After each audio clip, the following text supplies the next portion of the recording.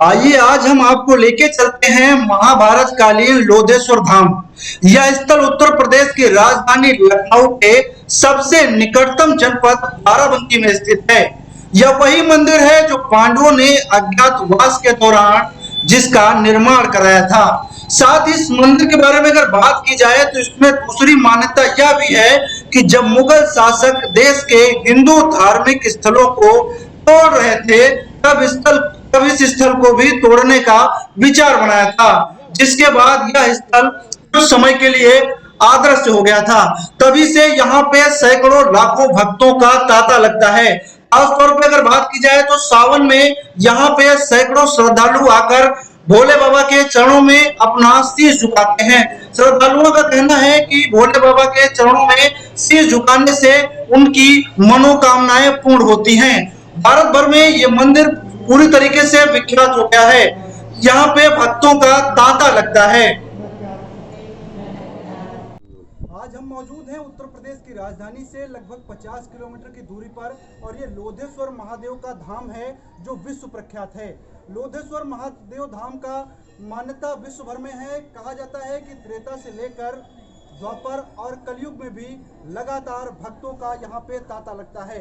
लोधेश्वर महादेव के धाम में जो भक्त एक बार आकर भोलेनाथ के चरणों में शीश झुकाता है उसकी सारी मनोकामनाएं पूर्ण होती हैं। आइए यहाँ के महंत जी से बातचीत करते हैं और जानते हैं कि यहाँ का इतिहास क्या रहा है। पहले तो हम अपना परिचय दे दें। हम यहाँ के पुजारी और यहाँ का जो इतिहास है ये लोधेश्वर बाबा का पूजन चारों युगों में हुआ है।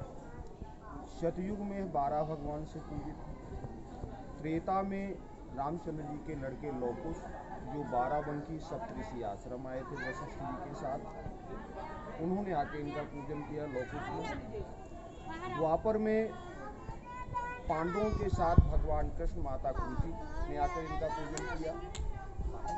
कलयुग में हम लोगों के पूर्वज लोधी राम अवस्थी ने इनका पूजन किया और उन्हीं के नाम से ये लोधेश्वर महादेव कहलाए। क्या भक्त यहाँ पे हजारों की तादाद में आते हैं, तो भक्तों की क्या मुरादें यहाँ पे पूर्ण होती हैं? हाँ, ये कामद शिवलिंग। ऐसे पृथ्वी पे 3 शिवलिंग हैं जो ब्रह्मा जी के हाथ से स्थापित किए। जब पृथ्वी को रसातल में लेकर हिरण्याक्ष चला जाता है उस समय उस पृथ्वी को लेकर 12 भगवान अपने दांतों पे लेकर जल के ऊपर आते हैं और जब पृथ्वी को रखते हैं तो पृथ्वी का संतुलन नहीं बन पाता है। उस संतुलन को सही करने के लिए ब्रह्मा जी ने 3 शिवलिंगों की स्थापना की, जो तीनों शिवलिंग कामद शिवलिंग कहलाए। और यहाँ से नीमसार का जो चक्र है तीर्थ, नीमसार का चक्र तीर्थ, उस तीर्थ से ये तीनों शिवलिंग समान दूरी पे हैं। लोधेश्वर, खेरेश्वर और गोकर्णेश्वर, इसके बीच में नीमसार का चक्र है। तो ये कामद शिवलिंग है।